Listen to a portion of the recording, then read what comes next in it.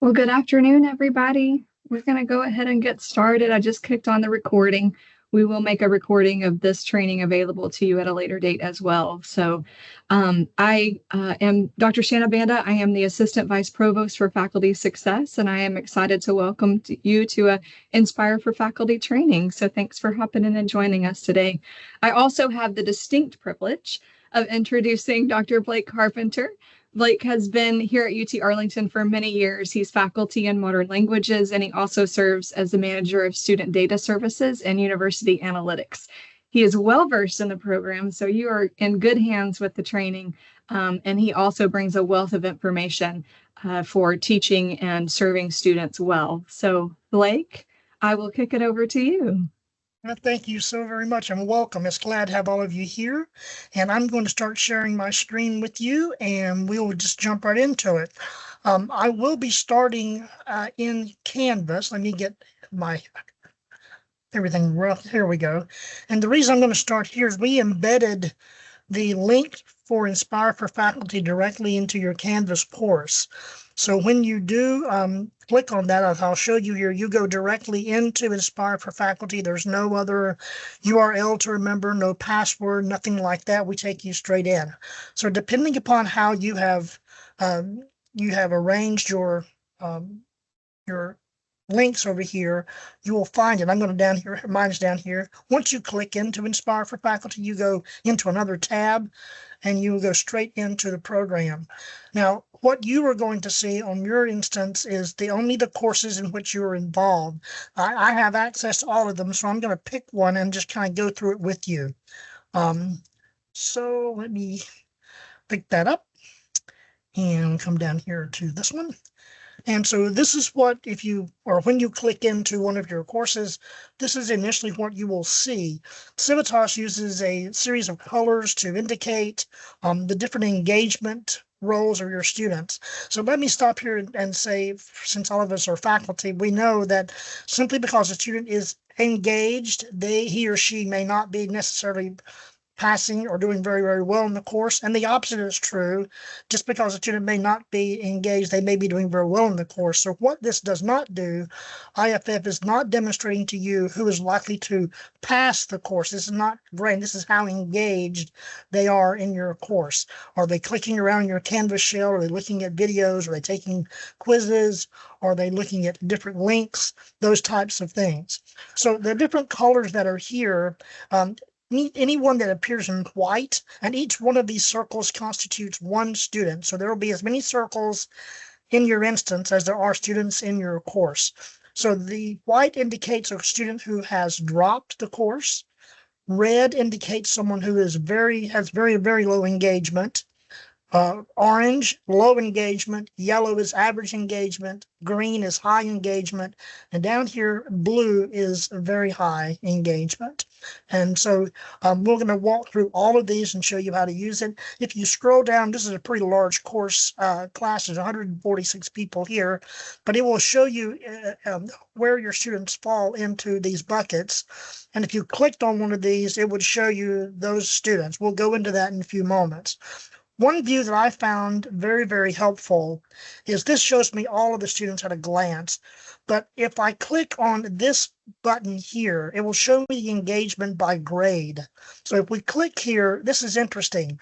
It will break them down by categories and grades. And you will notice over here, we have several students or two students who are very highly engaged. Here's high engagement. These students are currently making below a 70. So just because when we do this and we see all of these students this way, this is great. It gives me a really pretty view of my class, but this tells me exactly where my students are falling. And so it may be here that a student is in the course clicking around, doing whatever, but the grades or whatever are just not there. Likewise, when we have a student over here who is not necessarily all that engaged, we don't have any right here. Yes, we do. Low engagement, but they're doing very well in the course. So this would be reasons for you maybe to reach out to different students, okay, and contact them. And we'll be talking about that in a few moments. Over here in the left-hand corner, you will see information that will just give you the course name. this is a 16-week course, the section number, and how many hours it is. Okay, from this point on, we're going to be going into the student list and looking at individual students and what information is there. If you have any questions, please feel free to put them in the chat. We'll get to those in a few moments. Clicking on the student list will give you a list of all of your students. And before I get into the filters, I'd like to go across here and show you how this works. So you'll notice here currently these students are generally arranged automatically by engagement score. We'll talk about that in a minute. You can do this alphabetically just by simply clicking on name. You can arrange these students by name. You can also arrange them by engagement scores as they were. And you can arrange them by the last time this was changed, the direction of change, and the current grade, which we'll get into in a second. This comes from Canvas. And then the last time they were outreached. So the engagement score is a score from 0 to 10, and it just gives you a good glance at how engaged the student is in the course compared with the other students in that same section. Okay, so this is not comparing students with every section of History 1301, only the section that we're currently in. So you will see that we have the colors again. We go from very low all the way down to very high.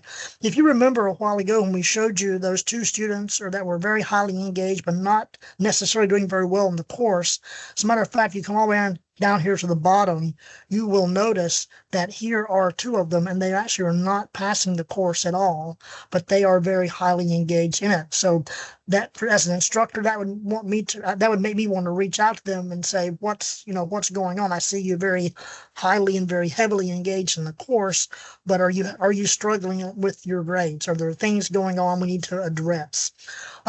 So there is that. Also, you'll see the direction. The arrows indicate the direction of the engagement has happened in the last several days, and we'll look at exactly that. And then these are the grades that are coming from Canvas.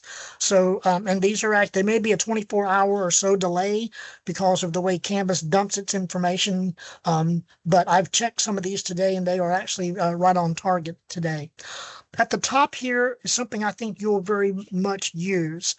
These are filters for you. So if you only wanted to see the very low students who are engaged on a very low level in your course, you simply would click here, and that's all that you would see. Same way if we wanted to combine these and say, can I see very low and low? As you gain these, this list will grow. And at that point, you would be able to contact and email these students. I'm going to demonstrate that in a little bit. One of and Shannon and I were talking about this, Dr. Ben and I were talking about this, a couple of weeks ago. One of the best things I think of IFF are these filters. And you can couple these filters, and I'll show you in a second, but you have students here. Do we have any students in their first term? If I clicked on that, the answer is yes, we do. Okay, all of these students here are first term. This is a freshman level class. That's not to be unexpected. Other things that are important. Do I have a student retaking the course? Actually, I think we do have two students who are retaking the course here. One of them is very highly engaged. One of them is just average engaged. Grades are pretty much the same. But that would be an interesting thing too, because nothing on your faculty roll tells you whether or not a student is actually retaking a course. So I have no idea if there is someone in a course taking it for the second time. This helps me so I could reach out to that student, especially if the student is having challenging or difficult time. I could reach out and say, I see this is the second time or you're retaking the course. Can you tell me what happened the first time? And maybe I can help you out, and let's see what we can do. Okay, you can do this as well by grade. And click on that. You can also do this. Has the engagement score changed from above average to below average, and these different things in the last 7 days? So, for example, if I wanted to look at a student who was very high engagement, but also had a course or had a grade below 70, here we are, and both of those are highly engaged students. So there's nothing prior to this. There have been no kind of alarm, nothing that I could have looked at or taken that except for the grade that I would see in Canvas. This puts it right into my fingertips, and I can email them and talk to them very quickly, reach out to them and say, can you help me, can you help me understand where your difficulties and challenges are so I can help you. So let's go here. I will return to this and show you how to email students, but I would like to show you what kind of information you have when you go into a student record. So let's just pick that student. I could have done it from there, but let's go ahead and pick the student here who is highly engaged here. And we'll look at this. Like, do you want to take questions now, or do you want to Sure, keep going? yeah, that's fine. Okay, we have one question about some Yeah. of the things that you were showing. They want to know what metrics are used to determine that level of engagement. So things like page views, time spent on certain things. How does Civitas pick that up, categorize them? So can you talk a little bit about the metrics on the back end that are feeding this information? Yes, I will try, because I'm not the most mathematically inclined person. But what it's looking at is the amount of time and the number of clicks, the number of visits, the things the student is doing within the Canvas shell. So this just gives me an important, and so things like, are they looking at videos? Are they responding to discussion groups? The more that I can put into the Canvas shell for them to do, then it's giving me a good bird's eye view of exactly how engaged they are in the class. The only other thing I had to gauge that before we got into the IFF was the number of times a student would show up in my classroom. And so a student would come in, I could have students sitting in my classroom on the back row or on the front row doing very well as far as they're coming in, and I'm thinking they're engaged, not doing well in the course.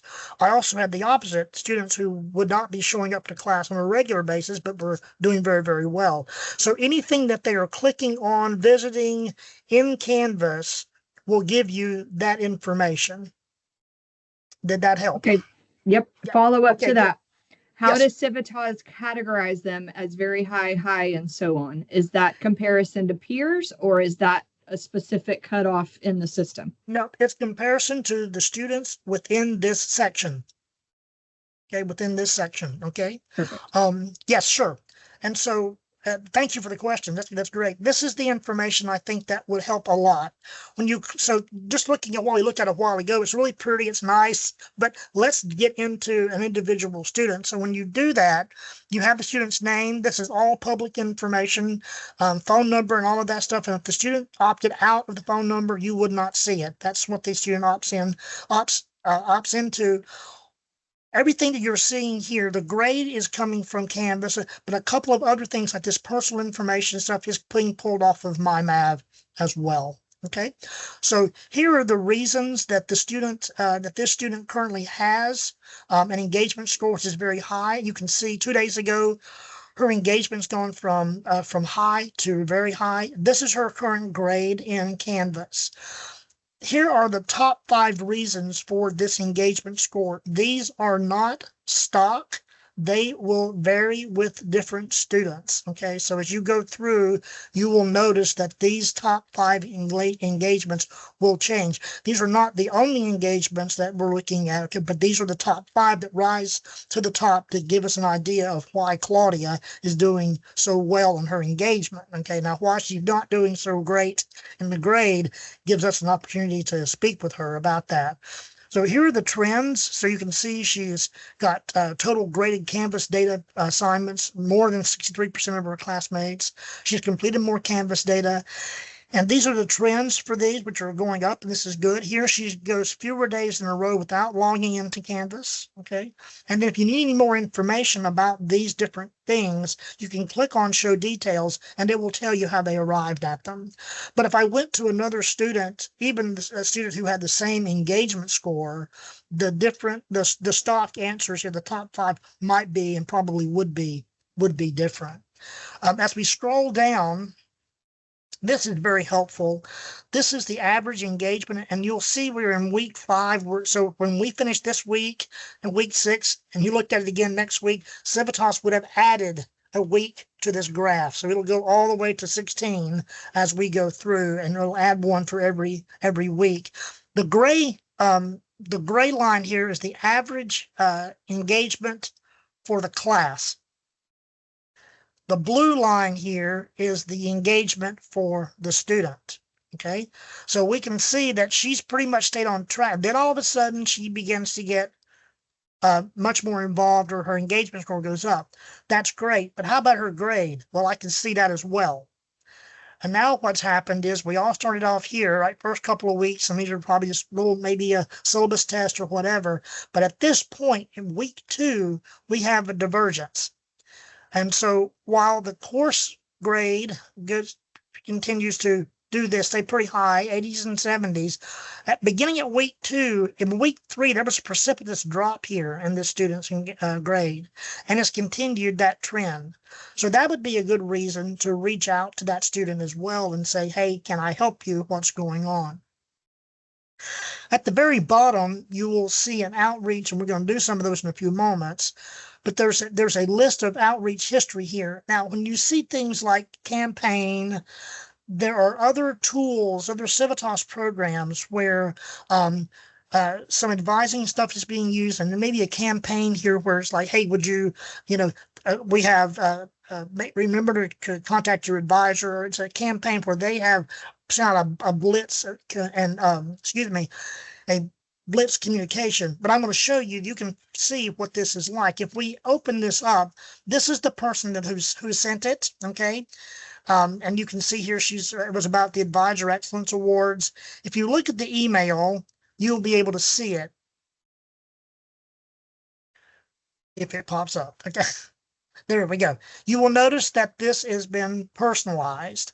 So let's say this campaign was sent out to 300 different people. Okay, the student will receive it only as a personal email. Okay, and I'm going to show you in a few moments how we do that. Okay, as a faculty member, if you send out contact a student and do an outreach or send an email, especially an outreach, it will be logged here.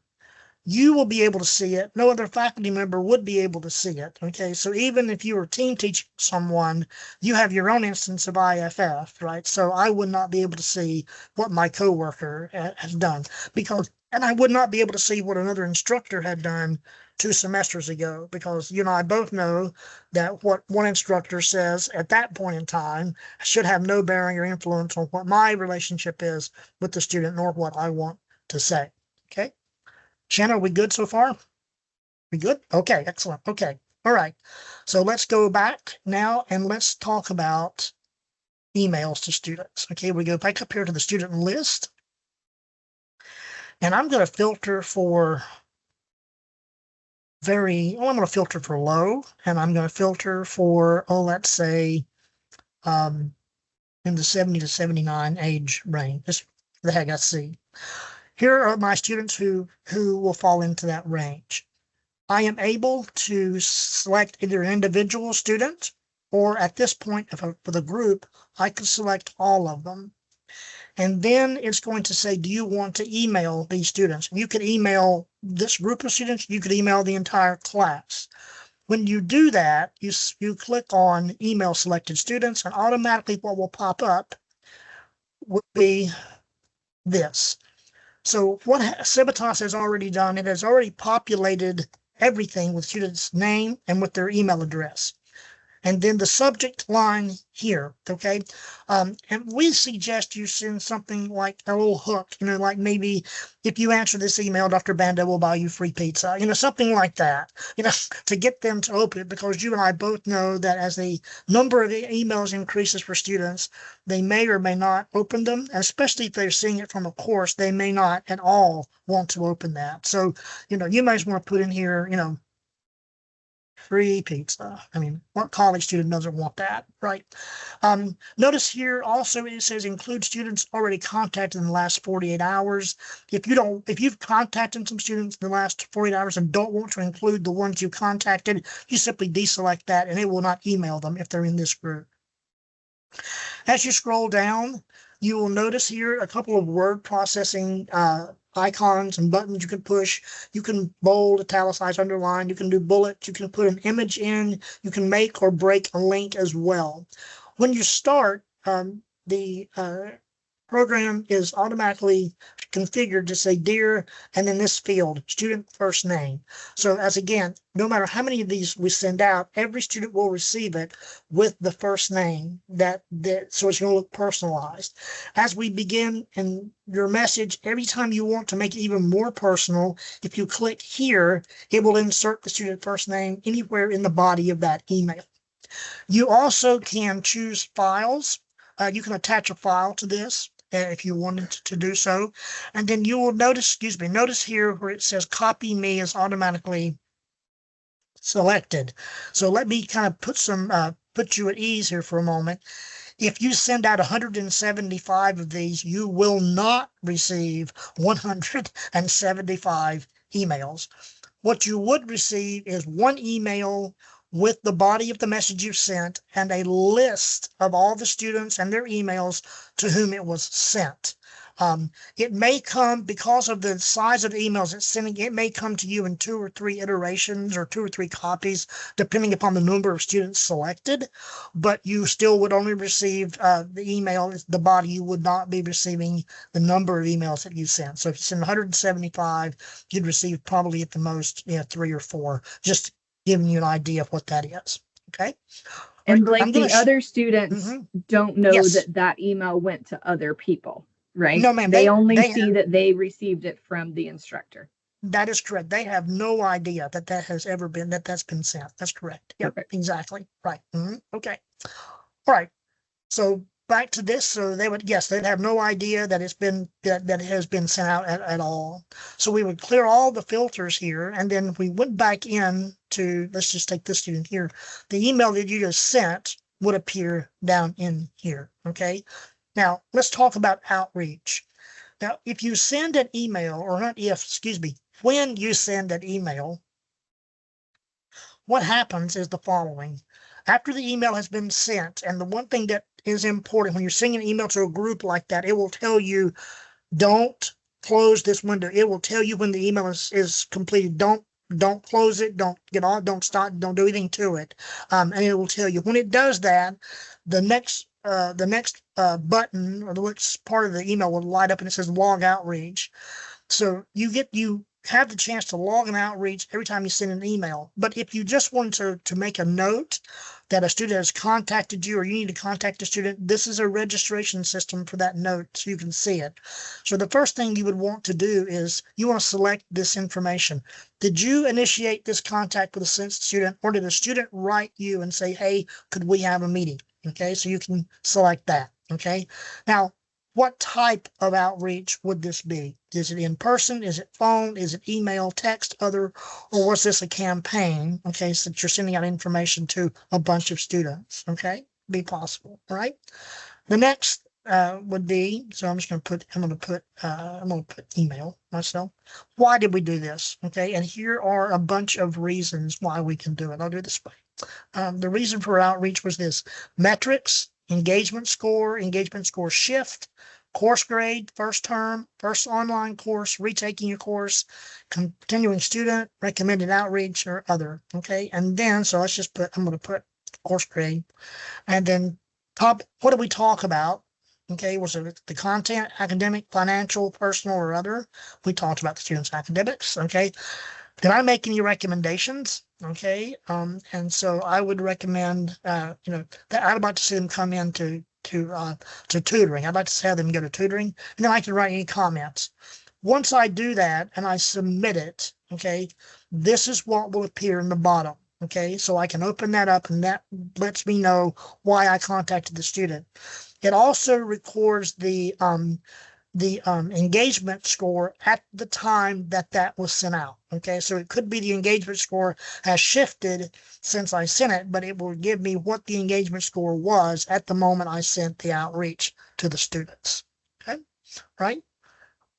Okay, that pretty much for all of you is Inspire for Faculty in a nutshell. It is not a difficult program. If it were, they wouldn't let me do it. Believe me. But it's really nice. I spend maybe 15, 20 minutes, maybe twice a week, just looking at this and reaching out to students. It's not that it's not burdensome, it's not onerous, it's not something that's going to require an incredible amount of your time.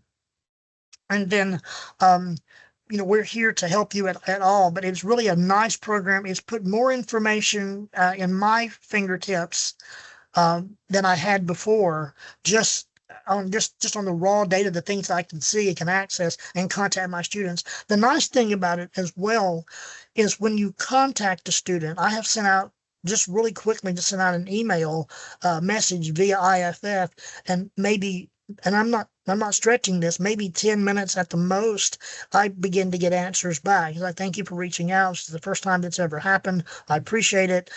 Can you help me? Please. Yeah, just all kinds of things. And that's nice. And I know we have contact and we can contact through Canvas. I know, but it really is nice to hear, because at least when I'm contacting using IFF, I have so much more information than Canvas can ever give me, and really gives me the reason behind which I'm contacting that student.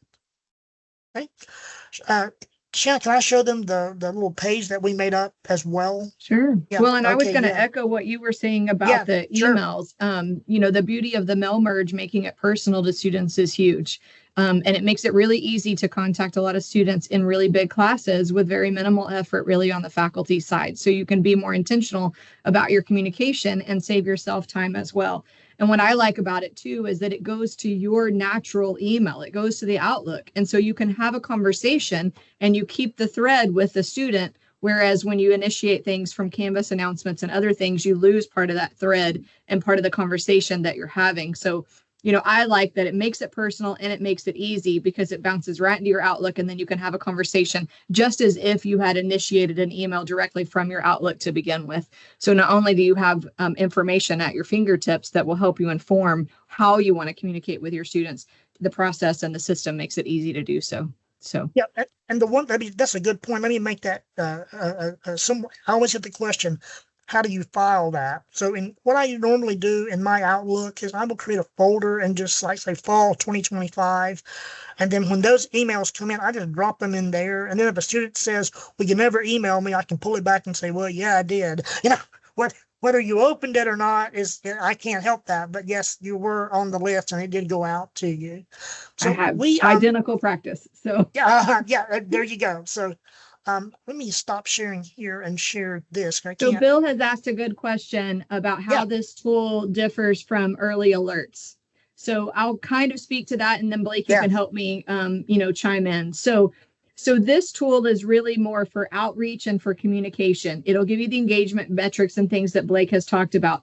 The early alerts tool is where you will go to submit a student that may be struggling and or doing well, right? We also have accolades over there. So you can tell their advisor, hey, this student is phenomenal. They should be on a leadership committee at the university, whatever. Or this student just told me they got this massive internship. I really want to brag on them and I want somebody else to know. Because the advisor then the next time in that appointment with the student will go, hey, your instructor told me you got an internship. Congratulations. And I mean, it makes that sense of belonging and that connection to the university that much stronger. But on the grade side or the tutoring side, or maybe you've noticed like some mental health concerns, or they're coming in disheveled and you need, some help. Now, we also have the care team, right, who may take care of some of those if it's, a danger or a threat to, life. We want to address that differently, right? But the early alert tool will allow you to say, hey, this kid started off really strong in my course, but they just totally tanked on exam one. They probably need some tutoring resources. And you can send that through the early alert. And then the advisor is going to reach out to them and give them what's best to address the situation. They'll send them to the pantry if they're having food insecurities. They'll send them to tutoring. They'll send them to maybe the emergency financial aid if they're encountering some kind of crisis. So they can be the ones to sort through what university resources are available, and then they'll reach out to the student. And then what's neat about the way that the tool is new this year is that they will then also circle back to you and give you an update as to what happened. So whereas Inspire for Faculty's communication, early alerts is really a direct line to the advisor that says, hey, this student needs such and such and such and such. And then somebody will take the ball and run from there. Blake, you want to add anything to that? I do. Yeah. I'm glad you mentioned that. So because usually as instructors, we're pulled to those colors, red is always a bad color, and orange, and you know, but I have found it to be really, really good too. And that's to contact students who are doing very, very well and tell them and say, yeah, you're doing great. Keep it up, because they need to be encouraged just as much as the other students need to be encouraged. And so I try to do on both ends of it, especially those who are, who will write me or tell me, can you look at my grades, tell me how things are going. I'll go into IFF and say, you're doing great. Keep it up. I see your engagement score has raised this, this many points in the last couple of days. That's great. And just you really begin to get a really good relationship. This is really important, I think, too, for instructors who have online students only and don't really have a chance to get any kind of relationship or rapport with them. And in the filter as well, there's a filter that says never had an online course, and that will, if you've got a person taking an online course and they've never had an online course before, that's good information, because again, nowhere on my roster does it ever tell me a student has taken or not taken an online course. So that's really, really, really, really good. I'm going to share this one thing that and I think Shanna, I know, has put it on the website. Let me get this out of the way here. So we made this little sheet up that you can download, but it talks to you about what I can do for you and what I need to do. But here we broke it down to important messages that need to be sent at an important time. So we're just now week 7 is it next week? I think we're like 2 weeks from midterm, right? So here is a subject line, and you simply could copy this text and paste it into that email tool that's there in IFF and send it. Okay. And so that's there. We just found that these were particularly important times to just kind of reach out to both students who are doing well and perhaps students who are struggling as well. And don't be surprised if you get emails back that say thank you for contacting us, because no matter how technologically advanced we get, we're still dealing with people, and they still like to be contacted and just know that someone's watching them. Shannon, do we have any more questions in the chat? Looks like we do. Or do we not? No, okay. You got some kudos from Okay. Peggy. Yes, that it's great for okay. online students and personalized nudges. And Christy also said that this is a good addition to how she does things in Canvas and the nudges that she sends directly from her Canvas gradebook. Great. So excellent. yeah. So yeah. And we know this tool has been around at UTA for a long time, but we wanted to reintroduce it. Some of you have been using it for a long time, and then some of you may have never heard of it before. And so we just wanted to make sure that you guys were aware of this excellent resource that we have for your students and for you. And if you have any difficulty or any questions, please send an email to civitas@uta.edu, and our team will forward those to me. They let me take care of IFF. I certainly and I use this analogy, and I even do it with nursing as well. I do make house calls, so if you need me to come see you in your office, I'll do that. No problem at all. That's great. Peggy, do you have a question or a comment? Yeah, just real quick. This happened to me a few years ago. Wondered if it was a thing. I had the emails go to the student's junk mail. Have you heard of that? No, I have not. Okay. I've not had that happen. No, ma'am, I have not. I think maybe I'll ask them to reply, or a call to action to reply, just to like a test message. I might try that. Sure. Yeah, Sure. do let us know. Yeah. Hi, sorry, Michael please. Schmid. Yeah. We have whitelisted, communications via this vehicle through, the student's email. It shouldn't happen, but yeah, we absolutely need to know. And that email address, civitas@uta.edu. Sorry, I can put my camera on. Hi. Is a good one to use to alert us. And Matt is another person on Blake's team. You had a comment as well, sir? Along the same line, I don't remember if it was you, Peggy, or someone else who had reported it, but we did that about a year and a half, about like pretty early when I had just started here. And yeah, we did go through and review all the whitelisting because we had it previously, but they found a few additional things that may be getting blocked. So we haven't had any reports of it since then, though in all fairness, depending on the email provider being used, there's always a potential for that and on the individual's unique settings. But we've done everything we can on our end and on Civitas's end to whitelist. Yeah, it was a little while ago. So yeah, thanks. It's probably got fixed. And while I grab my camera, and I just wanted to echo what Blake and Shanna and others have said, our experience, and we have had this since 2017, but, and I won't tell you which faculty member it was, but we had a somewhat curmudgeonly faculty member who was like, no, it's not my job to be warm and fuzzy and communicate with my students, and participated in the pilot, sent some of these emails that we're talking about, and got these emails back from students who was like, nobody's ever reached out to me like that before. Thank you so much. I feel so encouraged, and so forth. And since then, he went on to tell us, anybody that would listen, oh, you need to use this tool. And obviously, Blake's giving you some kind of guidance and with Shanna's tweaks and so forth and the attached doc. Give you some ideas, but use your own voice. Yeah. But it's got to be positive, right? So there is a good way to do nudging and a bad way. So we don't want to come across like Big Brother, like, I see you're not logging in, but encouraging and how can I help, that kind of thing.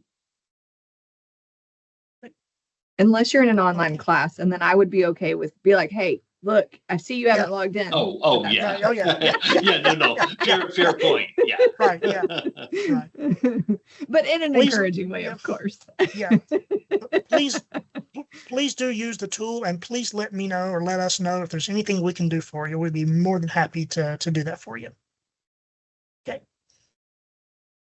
All right. Thank you, Blake. Shanna. Yes, ma'am. You're quite welcome. My privilege. Have a good rest of Yeah. your semester. Take care. Thank you very bet. much. Thanks all for Okay. joining us. Uh-huh. Yeah. Bye-bye.